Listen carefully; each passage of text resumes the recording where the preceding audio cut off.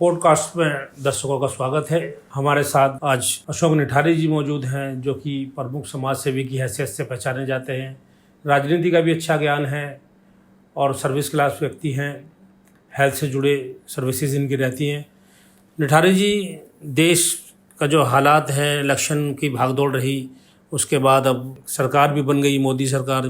जैसे कि मोदी जी ने बोला था कि हम सरकार बनाएंगे, तो उन्होंने सरकार बनाई।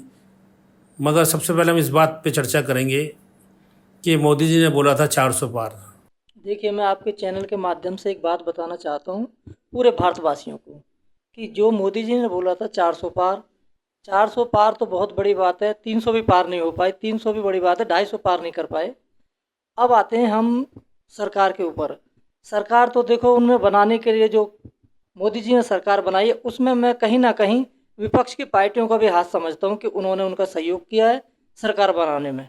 किसकी बात कर रहे हो कि इन्होंने सहयोग किया? आप देखिए, मैं जहाँ तक मेरे नॉलेज में आई है, 15 से 20 सीट जो है हम यूपी में जीतते, वो मायावती जी ने उन्हें जिताई हैं। उसके लिए मैं समझता हूँ कि मायावती जी के ऊपर पता नहीं कौन सा दबाव था, जो उन्होंने दलितों के साथ इतना बड़ा अत्याचार करके और उन्होंने बीजेपी को सपोर्ट किया। तो कहीं ना कहीं मायावती जी की बहुत बड़ी भूमिका रही है इस सरकार को बनाने में। अच्छा, ये बात तो खैर पिछले दिनों देखी हमने, सोशल मीडिया पे भी देखी, और जो डाटा देखा तो ऐसी सीटें थी कि जहाँ पर काफ़ी सारे वोट जो है मायावती कैंडिडेट तो उनका कोई जीता नहीं, मगर वोट काटने का काम किया उन्होंने।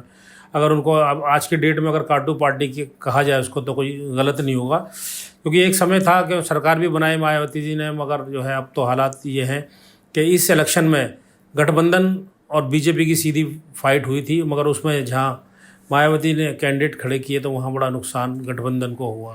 देखिए, मैं आपके चैनल के माध्यम से फिर एक बार बता रहा हूँ कि मुझे मालूम है कितनी सीटें ऐसी थी जहाँ पर कैंडिडेट बहुत बहुत दूर से लाके उन्होंने उतारे, और वो सिर्फ इसीलिए उतारे कि ताकि गठबंधन ना जीत पाए। गठबंधन की विरोधी रही वो, अगर थोड़ा सा पेशेंस रहते तो सरकार ये भी ना। मगर अब जो कहा जा रहा है कि बैसाखियों की सरकार बनी है, हाँ। नीतीश कुमार। नहीं, देखिए, नीतीश और नायडू जी जो आप आजकल कार्टून बने हुए हैं, मोदी जी आजकल बैसाखी के सारे जो भारत निर्माण कह रहे थे कि ना, भारत निर्भर है, आज भारत नहीं, आज मोदी जी बैसाखी के सहारे आ चुके हैं। तो क्या लगता है अब आगे जो इलेक्शन है, जो इलेक्शन के बाद जो सरकार बनी है, इस सरकार से क्या उम्मीदें कर रहे हैं आप? कैसे चल कितना? मुझे जहाँ तक लगता है कि ये 26 तक सरकार चल, मुश्किल 26 मुश्किल है, 26 पार नहीं कर पाएगी ये सरकार। अभी देखो, कल परसों नायडू जी की सरकार में वहाँ पे नीतीश जी को बुलाया तो वो नहीं गए, वो कह रहे नहीं, मैं तो घर पे ही ठीक हूँ। तो उससे साफ एक मैसेज जा रहा है कि नीतीश जी, चाचा जी वापस आने वाले हैं बहुत जल्दी, देख लेना आप। क्योंकि चाचा जी को वहाँ पे कुछ नहीं मिला है। हमने तो, गठबंधन ने तो उनको उप मुख्य प्रधानमंत्री का दर्जा दिया था कि उप प्रधानमंत्री बना रहे हैं, जो कि उनको भविष्य में मुझे लगता नहीं है कभी फिर उप प्रधानमंत्री बन पाएंगे। एक चर्चा जो है समाज के बीच में ये भी आ रही है कि मोदी जी जो है कभी प्रेशर में काम नहीं करते। उन्होंने जो है, क्योंकि उनकी जो सरकार बनाई है उसमें मंत्री भी सारे अपने रखे हैं, जो बड़े मंत्रालय थे सब अपने पास रखे हैं। तो ऐसी स्थिति में क्या लगता है आपको कि विरोध की लहर उठेगी और उसका डर मोदी जी में नहीं रहा? नहीं नहीं, ये मैं उनका चेहरा जो है, जिस दिन वो शपथ ले रहे थे, आपने शायद उनका चेहरा नहीं देखा, तो पहले चेहरे में और शपथ लेने वाले चेहरे में साफ झलक दिख रहा था कि वो एक दबाव के अंदर थे। और जो ये नीतीश जी ने जो उनको दिया है, वो नीतीश जी भी बहुत दबाव में थे। और नीतीश जी और यादव जी तो साथ आए थे दिल्ली वो। नहीं, नीतीश जी और जो नायडू जी वगैरह, अगर इन्होंने दो लोगों ने जो समर्थन देकर, जैसे ही आपने देखा पूरा देश देख रहा है कि सरकार से सहयोग किया है, तो इन पे क्या प्रेशर था? इनको किस बात का? देखिए, अभी पिछले इलेक्शनों में जब वहाँ पे मोदी जी और अमित शाह जी गए थे, तो नायडू जी के जो परिवार के ऊपर उन्होंने बहुत उल्टी सीधी बातें की थी। और वो उन्हें, नायडू जी को पता है, क्योंकि नायडू जी भी इस वक्त दबाव में थे, उन्हें भी अपनी सरकार बनानी थी। तो इसलिए वो ये कुछ नहीं कर पाए। तो मैं आपको बता रहा हूँ, धीरे 6 महीने बाद आप इसका रिजल्ट देख लेना। जो मोहब्बत की दुकान राहुल गांधी ने पूरे देश में चलाई, उसके आगामी जो समय है, जो भविष्य है देश का, उसमें कितना असर दिखाई देगा आपको? मैं राहुल जी के भविष्य के लिए, उज्जवल के लिए तो मैं कामना कर रहा हूँ, मैं नहीं कर रहा, पूरा युवा पीढ़ी राहुल जी से जुड़ चुका है जब से उन्होंने पदयात्रा की है आज तक। आप तो यहाँ पे हो दिल्ली में देखते हो, गांव देहात में देखो, युवा उनके साथ चल रहा है, युवाओं में जोश भर चुका है राहुल जी के लिए। और आने वाले प्रधानमंत्री राहुल जी हैं। मतलब जो फायदा समाज को होगा, ऐसा आपको लग रहा है? समाज को नहीं, पूरे देश को फायदा होगा। एक समाज के लिए तो हम ये पार्टी जो कांग्रेस पार्टी एक समाज के लिए काम नहीं करती। हम लोग तो सबको साथ लेकर चल रही आ रही है कांग्रेस पार्टी इतने सालों से। जो कांग्रेस पार्टी है, कांग्रेस पार्टी का जो योगदान रहा है वो देखने लायक रहा है। और कांग्रेस पार्टी कभी किसी भी एक विचारधारा की पार्टी नहीं रही।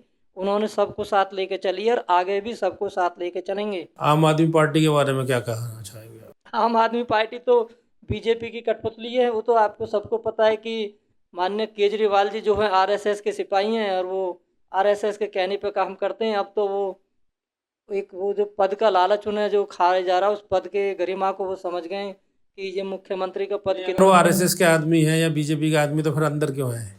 देखिए, ये एक दिखाने के लिए होता है कि सबसे पहले अपनों को अंदर डालो, फिर दूसरों पे हाथ डालो, ताकि कोई उंगली ना उठाए। अभी जो है मोहन भागवत जी ने भी बयान दिया है कि अहंकार और जो है मर्यादा का पालन नहीं किया गया। अब तो रिश्तों में बीजेपी के और आरएसएस के भी कुछ। हाँ, आरएसएस के विषय में बीजेपी ने, भारतीय जनता पार्टी ने कहा था कि आरएसएस हमारे पीछे है, हम आरएसएस के पीछे नहीं है। आपने ये देखा, उसी पे तो मोहन भागवत जी वो किल से हुए हैं। तो क्या लगता है इस चुनाव में जो है आरएसएस ने सपोर्ट नहीं किया बीजेपी को? देखिए, आरएसएस की एक मजबूरी है, वो ना चाहते भी उन्हें सपोर्ट करना पड़ेगा। क्यों? पूरे भारत को ये मालूम है कि आरएसएस जो है भारतीय जनता पार्टी का एक अंग है और अंग शरीर से अलग नहीं हो सकता। जो भी जहाँ भी अंग शरीर से अलग हुआ है वो अंग बेकार हो गया है। तो भाई देश का भविष्य क्या लगता है आपको? देश का भविष्य जो अभी जिस तरीक़ा से भारतीय जनता पार्टी की सरकार चल रही है, मुझे भविष्य उज्जवल दिखाई नहीं दे रहा कहीं भी। चलिए निठारी जी, आपका बहुत बहुत शुक्रिया। आप कहना चाहते हो कि देश का भविष्य तभी होगा जब सत्ता में परिवर्तन हो? जी, सत्ता में परिवर्तन होगा। अभी मैं ये जिस हिसाब से सरकार चल रही है, आपको बता रहा हूँ कि आने वाले टाइम में युवा पीढ़ी जो सुसाइड करने पे मजबूर हो जाएगी। अभी देखो, कल परसों नीट का पेपर आउट हुआ है, उसमें देखो कितनी धांधलेबाजी हुई है। जी, और आपने परीक्षाएं रद्द हो जाती हैं बहुत सारी। हर पेपर लीक हो रहा है। अब से पहले पेपर नहीं होते थे, पेपर होते थे, लीक हो रहे हैं। और आपको शायद दिल्ली में असिस्टेंट प्रोफेसर की जगह निकली थी, उसके बारे में शायद आपको मालूम नहीं है। आपको मैं बताना चाह रहा हूँ कि वहाँ पे बहुत बड़ी धांधलीबाजी हुई है। जो कहते हैं कि हम किसी को नहीं, सबको एक साथ लेकर चल रहे हैं, नहीं, ये अपने आदमियों को भरने में लगी हुई है। ये पार्टी सिर्फ अपने कार्यकर्ताओं को, अपने लोगों को, कुछ चंद लोगों के बीच में ये पार्टी सिमट कर रह गई है और ये चंद लोगों से उभर नहीं पा रही। पार्टी उनके चुंगल में फंस चुकी है। विपक्ष का खासतौर से राहुल गांधी जी का कहना है ये तो 8-10-20 लोगों की पार्टी है जो सरमाएदार है, सिर्फ उससे उनको फायदा होता है। देखिए, राहुल जी तो एक अकेले थोड़ी है कहने वाले।